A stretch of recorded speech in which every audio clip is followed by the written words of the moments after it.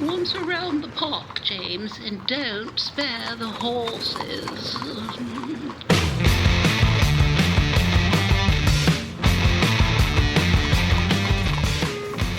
So welcome into the summer schedule of On the Ledge. Dave Trafford here with Keith Leslie and John Wright. Yeah, we're sort of 2 weeks on, 2 weeks off on this thing, just given the way, we're kind of in the downtime. The legislature not sitting, but there's still lots to talk about. And we're happy to welcome in Tim Hudak, the former leader of the Progressive Conservative Party. Right now leads up the Ontario Real Estate Association, and most recently was tasked to lead the task force on invigorating our tourism industry here in the province. Tim, good of you to join us. Thanks. Yeah, of course, Dave. Thanks for having me on. It's good to be here with you and John and Keith. And, certainly many times when I was at Queen's Park, those 21 years, I felt on the ledge. But, now I'm actually literally here. Yeah, well, that's one of those things that we kind of look at the way things have gone over the last 18 months, and it's easy to point to a couple of areas where our healthcare clearly was what was under stress, but there's no question as we move into stage 3 or step 3 here in the province, I think Tim generally thought of as a positive, is a psychological relief. You and I talked about it on the radio last weekend, just in terms of how people are kind of relieved to be able to get out of doors and not feel like, I have to be confined to the house and only doing essential services or essential activities. On the other hand, this really is about moving forward and the importance of tourism. And I know you've got a thought or two on that in terms of what you've recommended to the government. On the one hand, I realize that this is an important part of the economy. On the other hand, I wonder if we are still not really fully comprehending the depth of the damage done, not just in hospitality, but just right across the board. But I think we may see it a lot in hospitality where we were counting on going to our favorite restaurant or stopping at our favorite, hotel on our way to wherever. And they may not just be there anymore because, we haven't fully realized the depth of the damage that the pandemic has done. Yeah, look, a lot there. First thing you said, for sure. I think that the mental health release will be the major thing for most people now that we've entered stage 3 of the reopening. At the Ontario Real Estate Association, we're about 100 employees, and I've seen, Dave, in terms of our number of people using our employee assistance program, whether it's for substance abuse, whether it's marital issues, whether it's mental health issues, it's really gone up. So the ability to get closer to normal is going to be the major impact of that. We will see some of that manifest itself. People being excited to create new family memories because that has been parked on the shelf for 18, 19 months now, right? The long weekends and summer trips that we all look forward to and treasure those memories as from our childhood. But I suspect you're right that we wanted to create in the Tourism Economic Recovery Task Force a sort of break glass plan. When the province gets to the position where they're going to turn on the green light and tell people to get out and about again, that plan is ready, set for the minister and the premier to act upon. That was our view, but we're not quite there yet. So originally that plan was slated to be, laid out, I guess, in April. Clearly, there's no point in laying out a get back to tourism plan when we're still locked in. So that had to be done in lockstep, if you will. Do you get a sense of what the main priorities are and what that process will look like? I mean, I know you guys made several recommendations, but if the government were to take the approach on all of them, is there a sort of a process or the priority that you see them trotting these out in? Yeah, we focused on 10 major things the government can do for tourism economic recovery. You asked me the top ones. We ordered them, number 1 and number 2. Number 1 is to continue to emphasize safety in everything that we do. Well, some of the population are just, busting to get out and head to an amusement park or a hotel or whatever. There are a significant portion that are afraid to do that because they've had 18 months of messaging to stay home. And then you got a vast array that are somewhere in the middle. So in order to make this successful, get people moving again and then putting women and men back on payroll who lost their jobs in the sector, number 1, emphasize safety and all of the messaging. And then number 2 is to move then to putting the same type of energy, once you've reassured folks of that, the safety, the same type of energy the government put into telling everybody to stay home and scare us, get us reacting and taking guidance seriously. the same kind of energy and towards getting out, getting back to normal travel. And that would include anything from the minister and the premier themselves traveling on the province, but also the chief medical officers of health. I think if you see them taking the family for an Ontario vacation, that will reassure the public it is okay to do so. So at what point then, Tim, does the whole question of the vaccine passport, if we want to call it that, or proof of vaccination become an issue? Because I can see, to your point around confidence and comfort, talked to Jan De Silva at the Toronto Regional Board of Trade last week, and she's talking about the need to have that passport, not necessarily for the purposes of those who want to use the services, but to make sure that the people who are working in those industries that might have otherwise been vulnerable feel like they are at least protected. To your first point about safety, that's taken into account so that they know that the people in their environment, their workspace, their office tower, whatever it might be, are in a place where they are all at least on the same level. We've all been double vaccinated and we are as safe as we possibly can be. So, I got two hats, I guess, on this. I mean, with 21 years in the legislature and still involved in the public affairs debate, I believe the Premier made the right call. I just did not believe in two sets of citizens here. His decision, consistent with what you're seeing in the United Kingdom, for example, in most of the states, and I suspect across Canada. So I was not with the Toronto Region Board of Trade on this. That's me personally. As a recovery panel, we did kick this issue around. We decided not to make a recommendation for a vaccine passport. We do emphasize rapid testing importance in the report, continuing to encourage vaccinations. But we believed it's up to individual businesses as opposed to a province-wide scheme, with the exception of international travel. We thought there was a role there. Look, I gotta weigh in on this because I don't get it. Rapid testing, yeah, my son needed a rapid test the other day. It cost him $184 because he couldn't get it anywhere else. And we got it back in 24 hours, but you want to do this with 500 employees, good luck.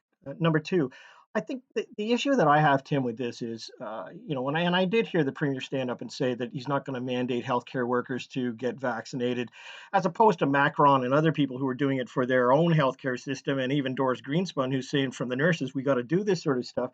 But I got vaccinated, and I know that there's going to be places, I'm not going to Good Life fitness anytime soon anyways, when they come out and say that they're not going to, make that difference between the two, and they have a mass exodus of members because of that. But I have a little slip on a piece of paper that's like a Best Buy receipt that goes away after about 6 months. I mean, honestly, that's it. It's a little fax piece of paper that someone has given me. So if I want to go and do something, I have no personal identity to show anybody that I'm actually vaxxed. So in a way, there's two issues here. The first one is I'm happy to have the option to go to the government and say, I would like a QR code for John Wright.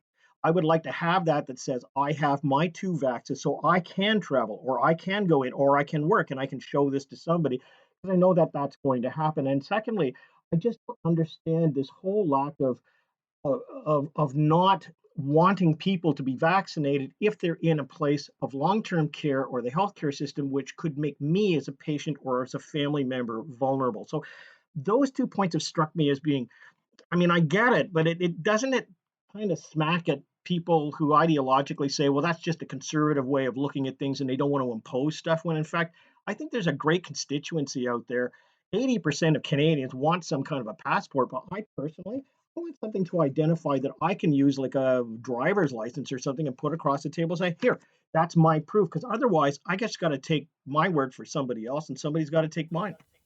Well, 2 things on that, John. I think first is that we need to standardize whatever kind of thing that would happen. So that would be maybe even a federal issue. But on the other side of this, and kind of stand back and I look at the numbers of the vaccination rates, where we're almost at 80% of adults in Ontario who have been vaccinated once. We're in almost 60% twice. We're really kind of making some gains there.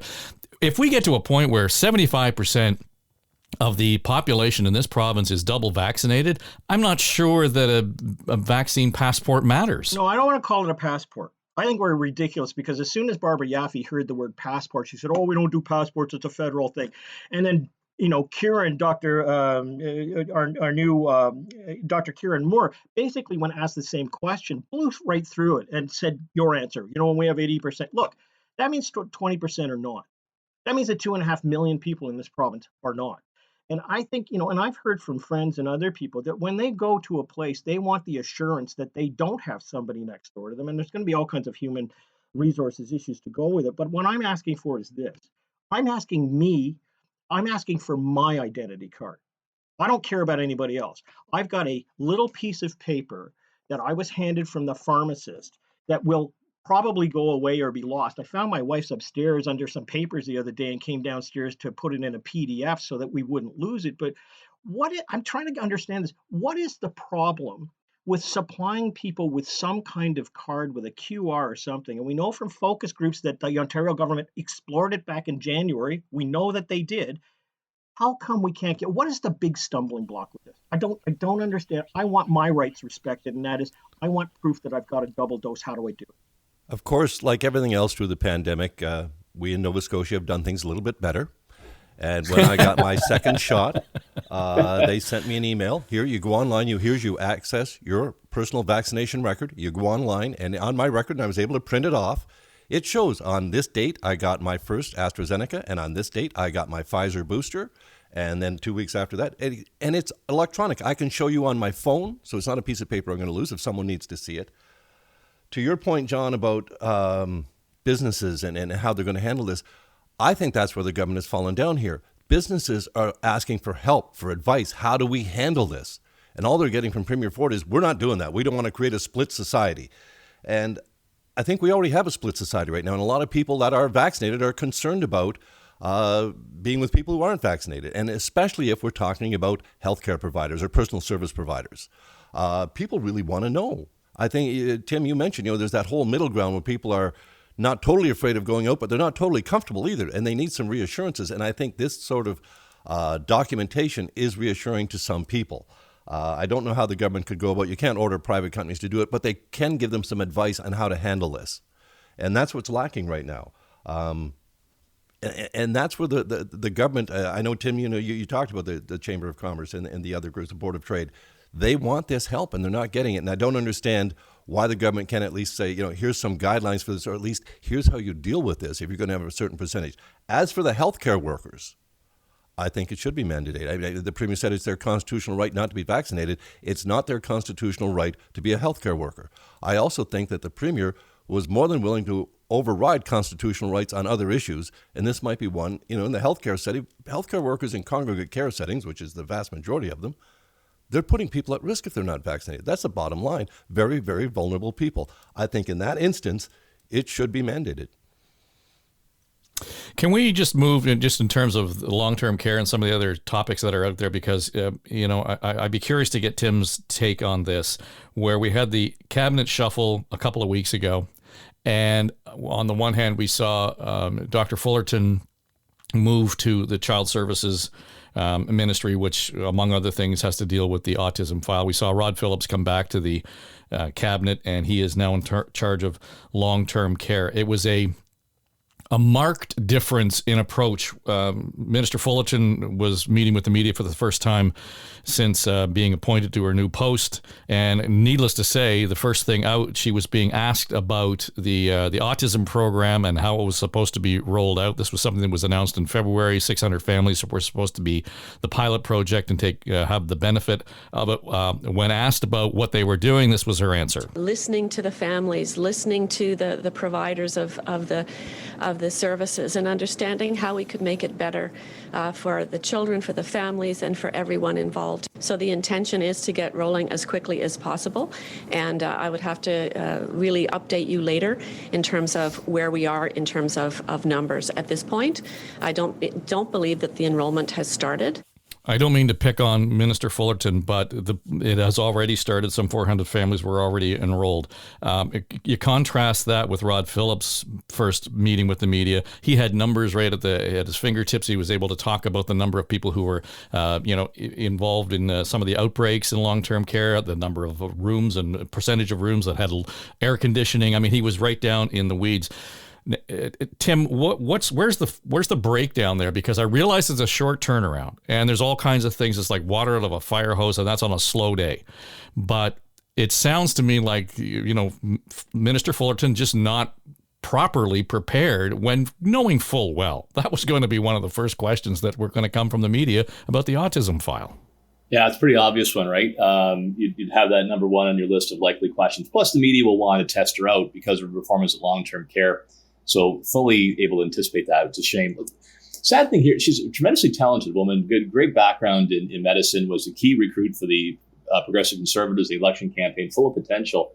But this is a totally different job. And I think every day in the job, you can get a little bit better, sharper, but you need good people around you too. I hold minister accountable for that. Should have been an easy one, an easy hit. But also whoever is advising your staff and preparing, that was a very elementary approach. And it really, unfortunately, pulls her down from her potential and also will hold the government back when you're making those types of basic screw-ups 3.5 years into the mandate. Well, and Keith, we look at Minister Fullerton is the third minister in this ministry since the Ford government was elected, and the autism families are just, their heads are spinning here. Well, that's just it. Autism was the hot potato file long before COVID came along. So there should be, things in the works that have addressed this already, and we still see our government floundering with its policies on here, still listening to families. Families have been telling them some very clear messaging that they've needed for quite some time now.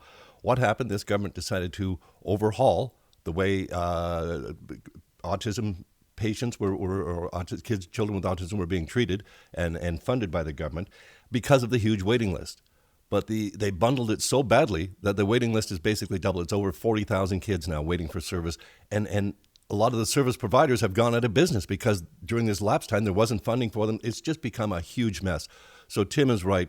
The minister and who's ever with the minister, they should have had her much better brief. They knew this was going to come. This, as I say, has been a long time file. The parents are very loud and very strong advocates for their children, rightly so.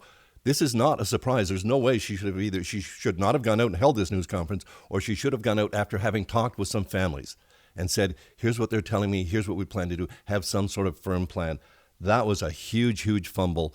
And another one on this autism file where the families are really, really at their wits' end. They need some special help. It's been, the treatment, this IBI and ABI, these treatments can go up to hundreds of thousands of dollars, over $100,000 a year. Parents can't afford it. They're mortgaging their houses. They're taking out all sorts of second mortgages and stuff to try and finance this. The government needs to get this right, and they need to get it right quickly. It's dragged on way, way, way too long. And yes, Minister Fullerton is the third one with this ball, so it's certainly not her fault that it's this bad, but she's the one wearing it right now.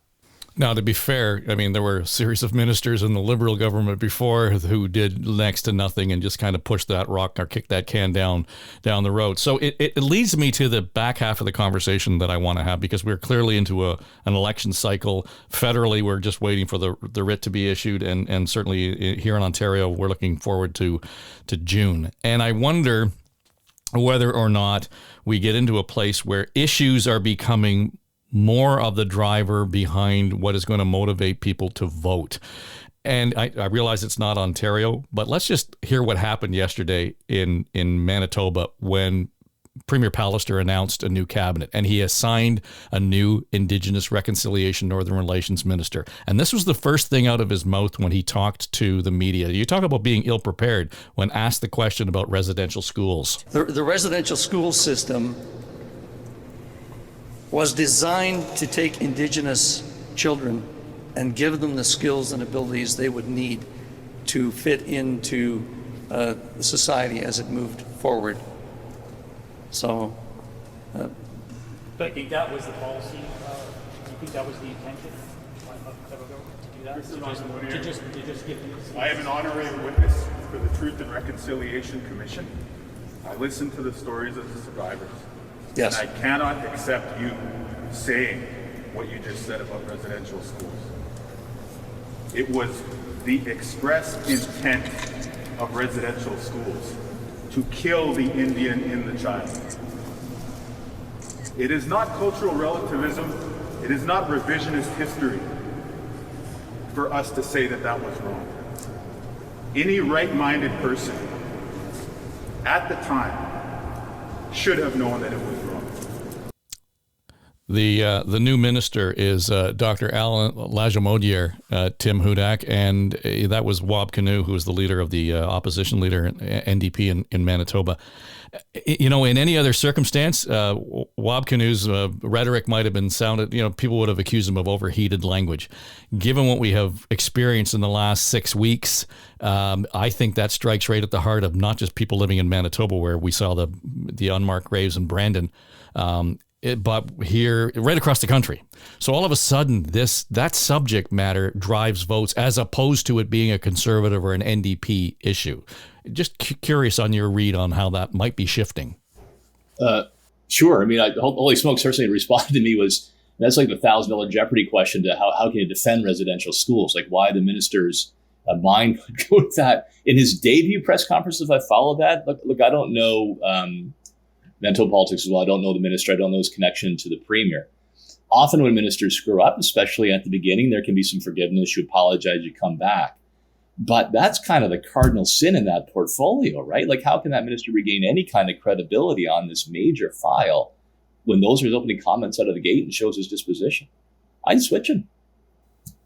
Right away. He's just been assigned. It's hard to imagine a bigger screw up on such a high profile, sensitive issue in Manitoba.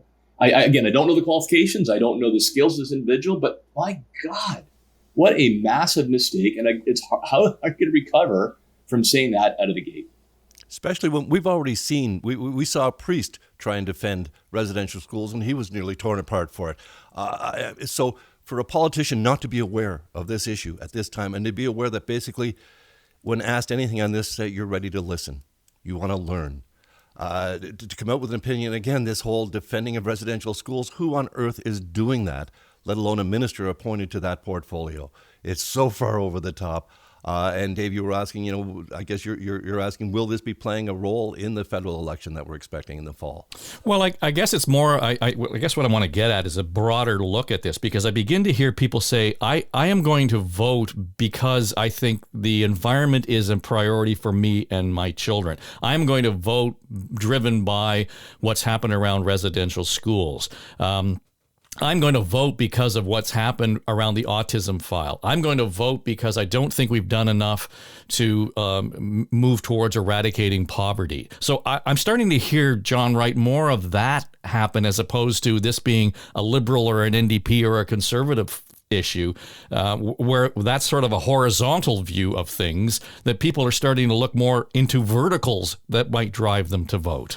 Yeah, and I can't speak for a great politician like Tim Hudak, who's been through campaigns where, in fact, you've started out at a campaign with no issue and end up handed a campaign issue at the end of the day. And I think this is one of those cases where I was asked the other day, what do you think is going to be the issue in this campaign? I said, I absolutely do not know. I don't know for two reasons. Number one is, even with the Green Party, self-imploding and where that 6 to 8% of the vote goes, I have no idea. But if you're going to use the playbook of 2019 in 2021, I think you may get your butt handed to you at some point during the campaign because you've misjudged what the priorities are in this new society. I mean, if Trudeau, does say in the middle of August, look, Americans can come over the border and we can do this or that. Maybe that becomes an issue and it gets handed to him and it becomes a ballot issue. So I'm not sure what the context of this campaign going into whatever we're going into for both provincially and federally, how it frames given our new society. Number two, I think what you're hearing is a splintering of views that they've made very personal, which means that the ballot question has not been shaped, which means that it's very volatile, which means then that, the road rage that we've witnessed out there, that we see on videos from TikTok or whatever, or we see in supermarkets or on planes, there is an anxiety level out there, which is dangerous to politicians because it's like walking into a bar, not knowing who's there, ordering a drink, looking around the room, and then you catch that dead-eyed stare with somebody and you go, oh my God, I think I walked into the wrong place. Not that that's happened to me very often, but I think that you're right, Dave. The splintering of the issues that are driving people is not right for politicians readying for a campaign, because it means that they're open to a whole bunch of other things to be shaped by. And You know what? I wouldn't underestimate Aaron O'Toole or anybody else in this race because I don't think the issue's been decided yet. And I think the big problem could be it could be handed to them through a fluke or through something that they don't expect. So, I think it's wide open at the moment.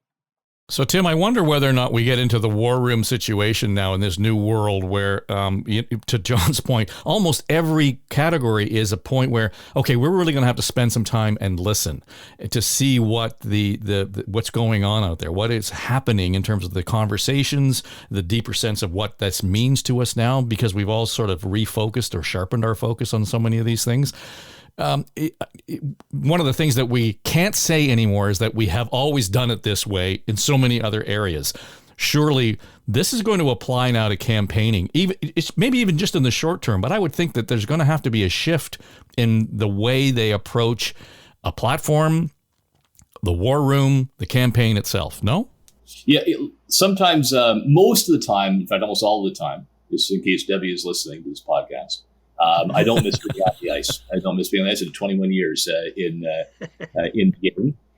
But questions like that make me miss it in a way, because I'd love to know actually how much that is true. I did, 6 or 7 campaigns. Last one was 2014. So how much has the world changed since then? So what I suspect, my gut tells me, Dave, is just like we're saying in real estate, there was a trend and COVID helped to accelerate that trend. So I think a trend has been away from party affiliation, no doubt about that. And I believe there has been a trend for narrowness of view, that we can be so selective with the media that we do receive and the information we receive that we really become experts in that area and block everything else in the general message. So I suspect at the core, you're right. They'll think of how you can micro-target interests on the issues. But I think this is an acceleration of trend rather than a revolution impacting on the 2022 campaign. Wouldn't it be nice, though? Wouldn't it be nice if we actually had a federal election fought on issues rather than personalities or the profile of the leaders of the party? I think it'd be a good thing if it actually happens that way. And there are a lot of issues on people's minds, from climate change on down to the First Nations reconciliation issues that must be dealt with. The housing study that came out this week, that the young people bailing out of Ontario looking to go across, if someone can address these with new ideas in a campaign, they can make an issue out of it, and perhaps a winning one. Who knows? There's so many things out there that people want to have addressed, and as Tim said, they can now micro-address these issues and target them and perhaps really fight an election on issues and not just on the personalities of the big leaders.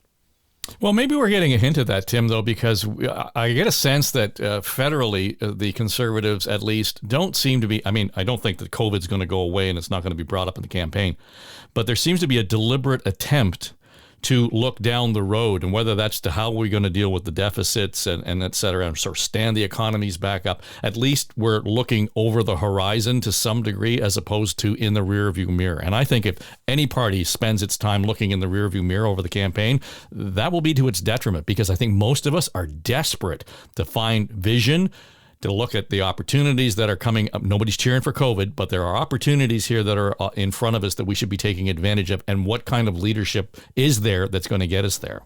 Yeah, that's a great question. And certainly, to your earlier question on the provincial issue and issues, I can see, how there could be a shift. On the national scene, boy, I really think we're still so close to COVID, not out the door yet, that a big part of this is going to be, is there a COVID bounce for Trudeau? As things improve, the border opens, vaccinations spread out, we go from being a laggard to a leader. Do they think he's competently managed and therefore ready to take us the next step through? So I think the closer we are to the epicenter of the COVID explosion, the more voters will be focusing on, okay, did they do a good job and they're prepared to take us to the next step? The further distance, then I think it's a bit of a wild card game, as we mentioned earlier, which puts the provincial election in a much more interesting sphere. Okay, well, that'll do it for us. There's lots to chew on here. I'll be curious to see. We'll get more. We'll convene the roundtable of Avengers here again once we get a writ dropped by the federal government. That'll do it. Thanks, Tim Hudak. It's good of you to join us this week. My pleasure. Tim Hudak, Keith Leslie, John Wright. I'm Dave Trafford, and this is On the Ledge, the Ontario Politics podcast. It's an eye contact podcast.